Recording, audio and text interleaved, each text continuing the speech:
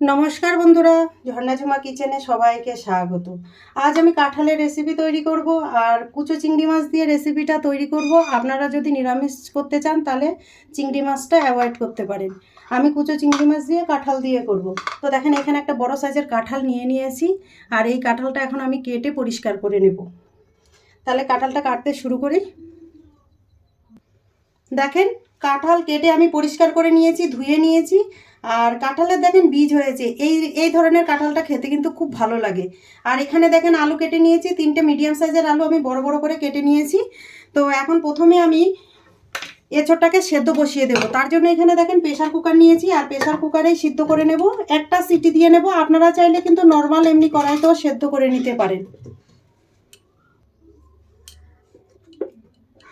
দেখেন কেটে রাখা আলুগুলো সব আমি কুকারে নিয়ে নিয়েছি।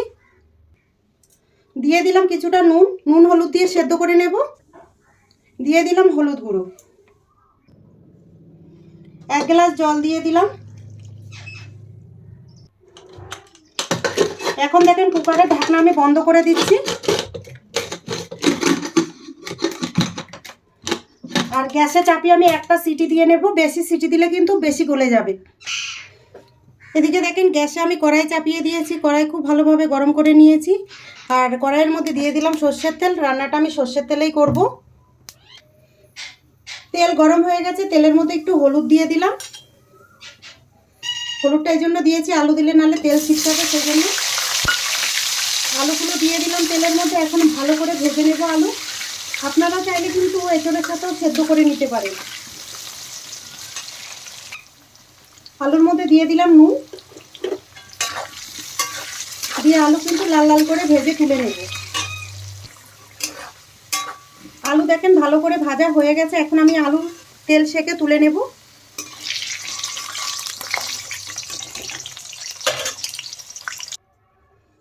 প্রেসার কুকারের গ্যাস দেখেন বেরিয়ে গেছে। আর দেখে নেব, দেখেন এঁচোড় সেদ্ধ হয়ে গেছে। এখন আমি জল সেকে নিয়ে নেব। এখন আমি সেদ্ধ করা কাঁঠাল ভেজে নেব।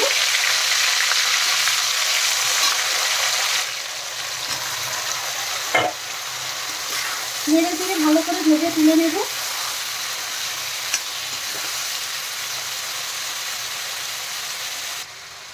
কাঁঠালের মধ্যে কিছুটা হলুদ দিয়ে দিলাম, নেড়ে দেব।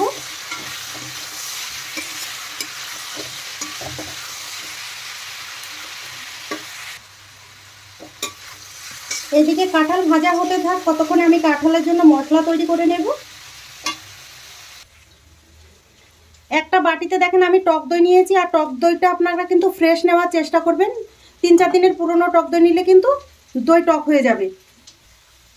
দইয়ের মধ্যে দিয়ে দিলাম হলুদ গুঁড়ো, লঙ্কা গুঁড়ো, দিয়ে দিলাম ধনে গুঁড়ো। ধনে গুঁড়োর পরিমাণটা আমি একটু বেশি দিচ্ছি। ধনে গুঁড়োর টেস্টটা কিন্তু বেশ ভালো আসে। আর লঙ্কার টেস্টটা কিন্তু আপনারা আপনাদের হিসাব মতো দেবেন। খুব সামান্য দেখেন আমি চিনি দিয়ে দিলাম। চিনিটা চাইলে আপনারা স্কিপ করতে পারেন, দিলে কিন্তু টেস্টের ব্যালেন্সটা ঠিক থাকে। মশলা এখন ভালো করে দেখেন ফেটিয়ে নিচ্ছি দইয়ের সাথে। দেখেন দেখেন মশলা আমার তৈরি হয়ে গেছে। দেখেন কাঁঠাল ভাজা হয়ে গেছে। এখন আমি তুলে নিচ্ছি। খুব সুন্দর করে কিন্তু কাঁঠাল ভেজে নিতে হবে। তেল সেকে এখন আমি থালায় তুলে নিচ্ছি। আবার কিছুটা দেখেন তেল দিয়ে দিলাম। এখন আমি দেখেন ফোড়ন দিয়ে দেব। ফোড়ন এখানে তেজপাতা, শুকনো লঙ্কা, গোটা গরম মশলা আর নিয়ে নিলাম জিরে।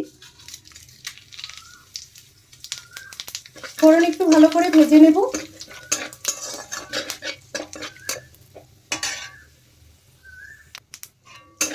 ফোড়ন দেখেন ভালো করে ভাজা হয়ে গেছে। এখন আমি দিয়ে দিলাম কুচনো পেঁয়াজ। এখানে একটা বড় সাইজের পেঁয়াজটা আমি কুচি কুচি করে কেটে নিয়েছি, সেটা দিয়ে দিলাম। দিয়ে পেঁয়াজটা হালকা ভেজে নেব। দিয়ে দিলাম রসুন বাটা, আদা আর জিরেকে আমি একসাথে বেটে নিয়েছি, সেই পেস্ট দিয়ে দিলাম। দিয়ে এখন ভালো করে নেড়ে চেড়ে একটু কষিয়ে নেব, যাতে পেঁয়াজ আর রসুনের গন্ধটা, কাঁচা গন্ধটা চলে যায়।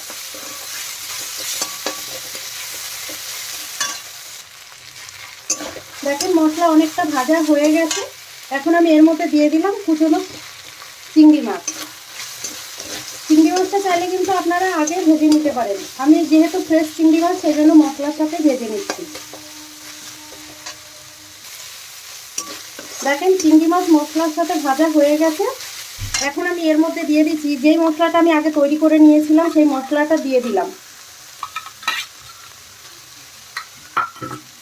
দিয়ে ভালো করে কষিয়ে নেব। যতক্ষণ মশলা থেকে তেল না ছেড়ে আসে ততক্ষণ কিন্তু কষাতে হবে।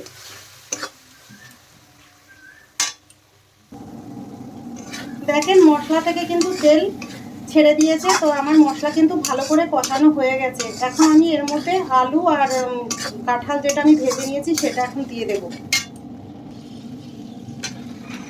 দিয়ে দিলাম কাঁঠাল আর আলু। মশলার সাথে আবার আরেকটু নেড়ে চেড়ে কাঁঠাল আর আলু আমি কষিয়ে নেব।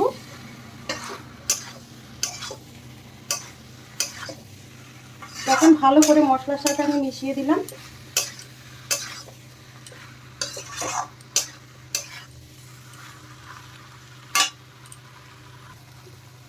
টেস্ট হিসাবে আমি এখন নুন দিয়ে দিলাম।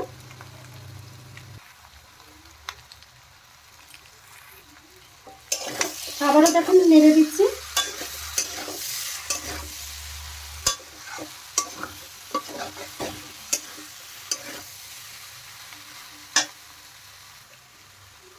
দেখেন ভালোভাবে কষানো হয়ে গেছে আলু আর কাঁঠাল। এখন আমি এর মধ্যে গরম জল দিয়ে দেব। জলটা আমি আগে থেকে গরম করে নিয়েছিলাম, সেই জলটা দিয়ে দিলাম। আর বেশি জল দেওয়ার কিন্তু দরকার নেই, যেহেতু আগেই সব কাঁঠাল আর আলু দুটোই ভাজা আছে, সেদ্ধ হয়ে গেছে। দেখেন আমি আমার পরিমাণ মতো জল দিয়ে দিলাম। এখন ভালো করে ফুটিয়ে নেব।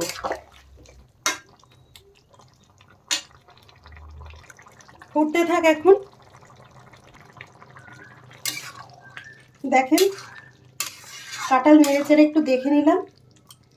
আলু কাঁঠাল খুব ভালোভাবে সেদ্ধ হয়ে গেছে।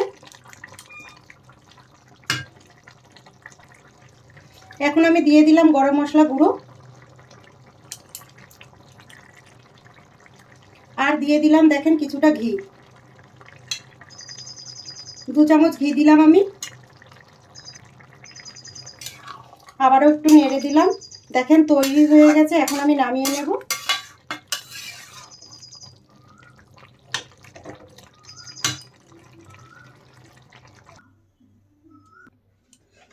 এখন আমি দেখেন বাটিতে নিয়ে নিলাম।